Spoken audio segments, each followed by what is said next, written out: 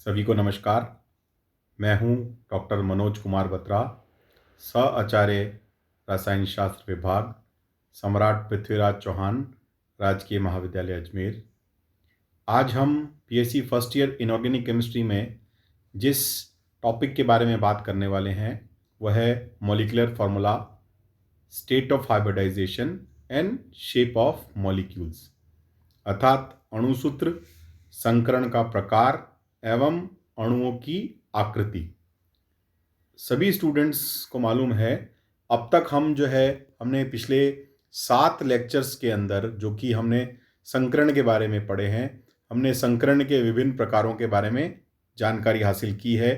मैं आपको बताना चाहता हूं, जो संकरण के विभिन्न प्रकार हैं वह है sp संकरण, that is sp hybridization, sp2 hybridization, sp3 hybridization, dsp2 hybridization, dsp3 और sp3d hybridisation, then sp3d2 hybridisation या d2sp3 हाइब्रिडाइजेशन, और सेवंथ है sp3d3 हाइब्रिडाइजेशन या d3sp3 हाइब्रिडाइजेशन। तो हम जानते हैं कि हाइब्रिडाइजेशन जो है वो एक अणु में होने वाला एक हाइपोथेटिकल फिनोमिना है, जिसकी माध्यम से हम अणुओं के विभिन्न उनकी जो प्रकृति है उसको हम जान सकते हैं, और उस विशेष रूप से अणु की जो आकृति है और उसके जो बॉन्ड एंगल है, बॉन्ड लेंथ है, उसके बारे में हम सही व्याख्या इस आधार पर कर सकते हैं। तो हमने जो है विभिन्न प्रकार के संकरण के संबंध में अब तक जानकारी हासिल की है, ज्ञान प्राप्त किया है। आज हम बात करेंगे इसके आगे molecular formula, hybridization and shape of molecules के संबंध में। तो देखिए, अणुसूत्र, संकरण का प्रकार व अणुओं की आकृति, molecular formula, types of hybridization and shape of molecule. किसी यौगिक के अणुसूत्र को देखकर उसके केंद्रीय परमाणु के संकरण के प्रकार एवं अणु की आकृति के बारे में अनुमान लगाने के लिए निम्न बिंदुओं को ध्यान में रखते हैं। देखिए, अगर हमको किसी मॉलिक्यूल को देखकर उसके हमको टाइप ऑफ हाइब्रिडाइजेशन और उसकी स्ट्रक्चर के बारे में हमें बताना हो, तो ये कुछ बुलेट पॉइंट्स हैं, जो 10 पॉइंट्स जिनके बारे में हम बात करेंगे, वो हमको सदैव ध्यान रखने चाहिए। इनकी सहायता से हम टाइप ऑफ हाइब्रिडाइजेशन और मॉलिक्यूल का जो शेप है उसके बारे में हम जानकारी हासिल कर सकते हैं, उसको हम बता सकते हैं। तो देखिए, एक एक पॉइंट को डिस्कस करेंगे और फिर लास्ट में जो है वो टेबल के माध्यम से हम डिफरेंट एग्जाम्पल्स की सहायता से इन सभी रूल्स को जो है समझने की कोशिश करेंगे। तो देखिए, पहला है, एकल बंध सदैव जो है वो सिग्मा बंध होते हैं। हम सभी जानते हैं all single bonds are actually sigma bond. जितने भी सिंगल बॉन्ड्स हैं, एकल बंध हैं, वो हमेशा सिग्मा बॉन्ड होते हैं। द्विबंध या त्रिबंध में केवल एक सिग्मा बंध होता है, शेष बंध जो है वो पाई बंध होते हैं।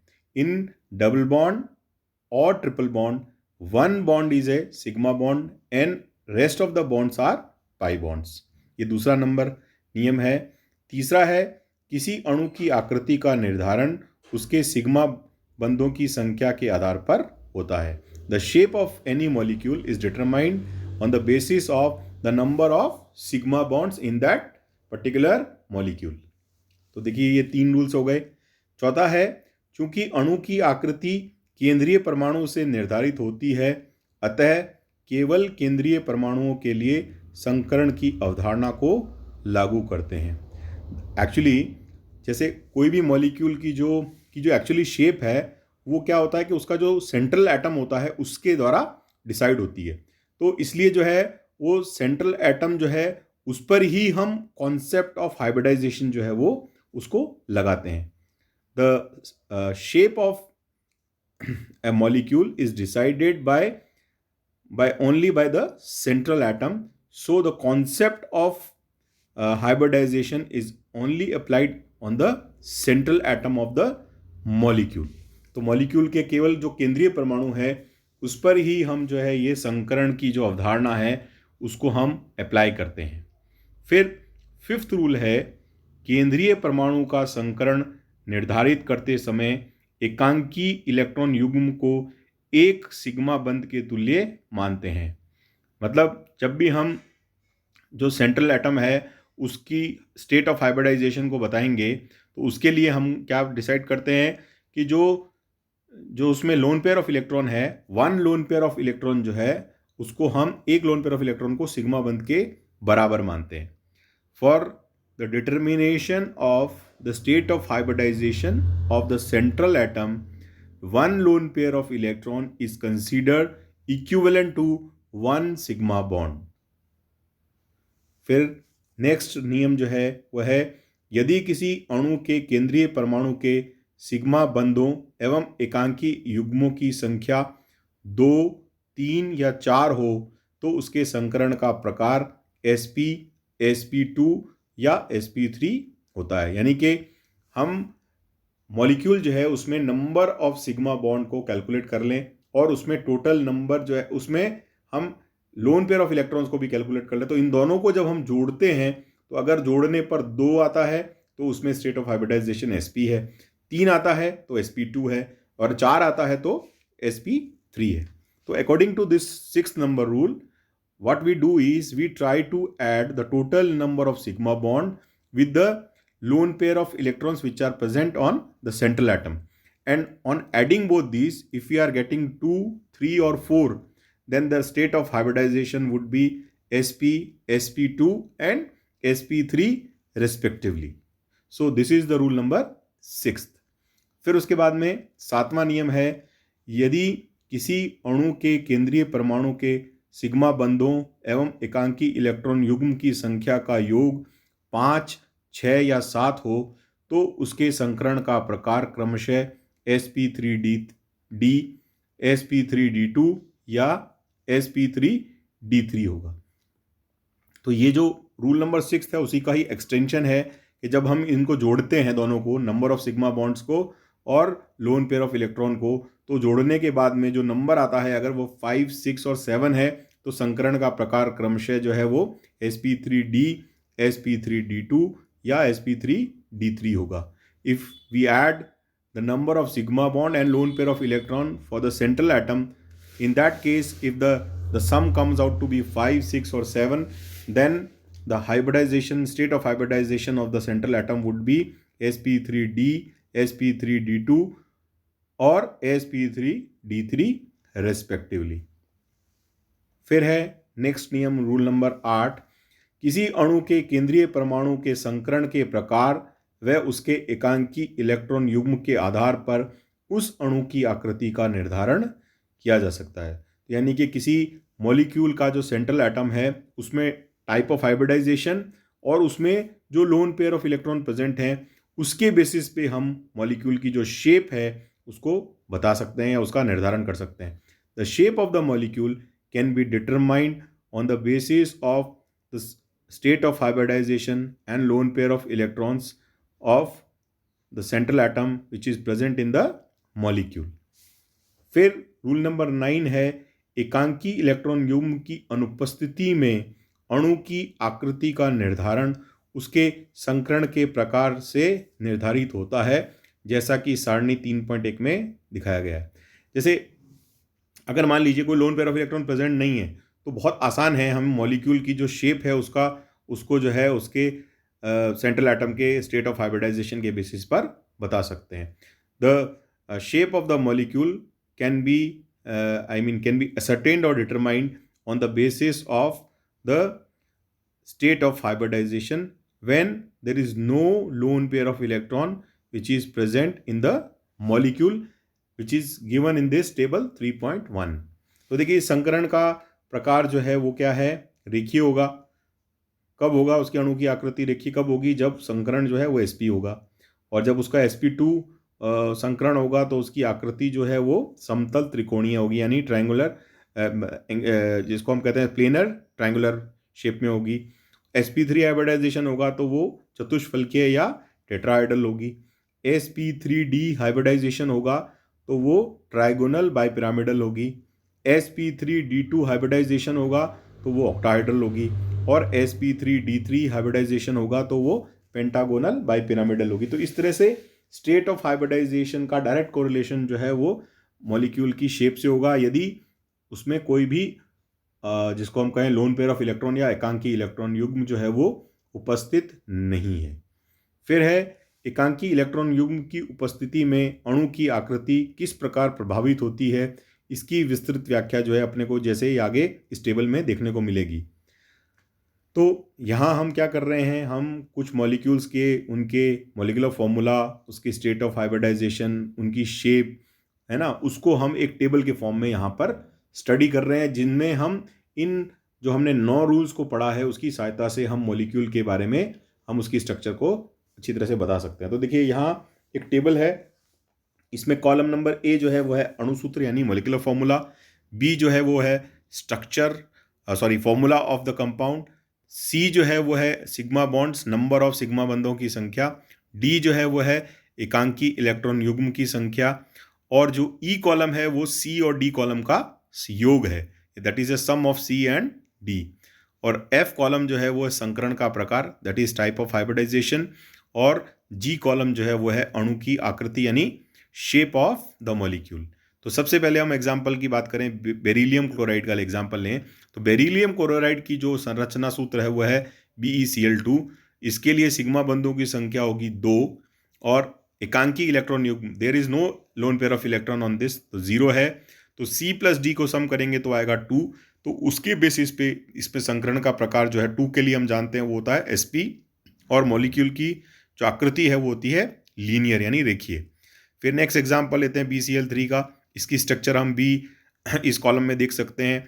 C जो है वो इसके जो सिग्मा बंधों की संख्या है वो उसमें है 3, कोई भी इसमें एकांकी इलेक्ट्रॉन युग्म नहीं है, इसलिए D जो है वो है 0, और E कॉलम जो C+D का सम है वो है 3, यानी इसमें जो संकरण का प्रकार होगा वो होगा sp2, और उसकी जो आकृति होगी वो होगी अणु की आकृति होगी समतल त्रिकोणीय यानी प्लेनर ट्रायंगुलर शेप का होगा। देन है CCl4।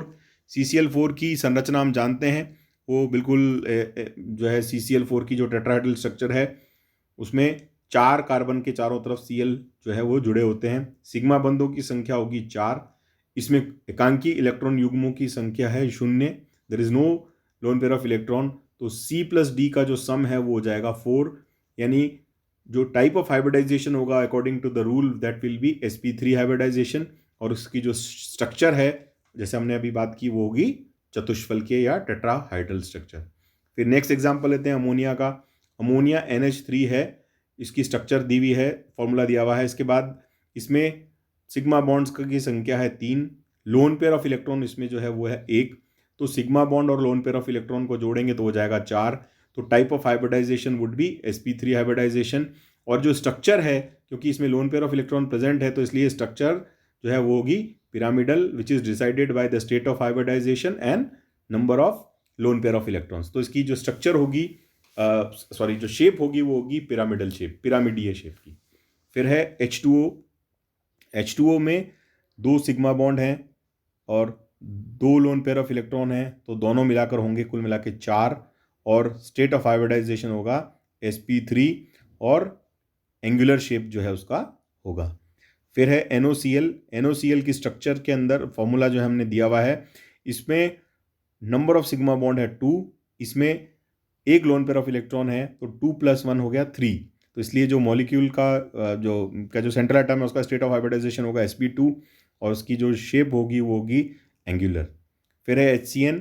HCN के अंदर हम देख सकते हैं उसका फॉर्मूला है, और इसमें नंबर ऑफ सिग्मा बॉन्ड है 2, और इसमें कोई लोन पेयर ऑफ इलेक्ट्रॉन नहीं है, तो इसलिए दोनों का योग जो है वो 2 + 0 2 के बराबर होगा, यानी कि इसका state of hybridization according to the rule होगा sp, और इसकी जो शेप होगी वो होगी लीनियर शेप का।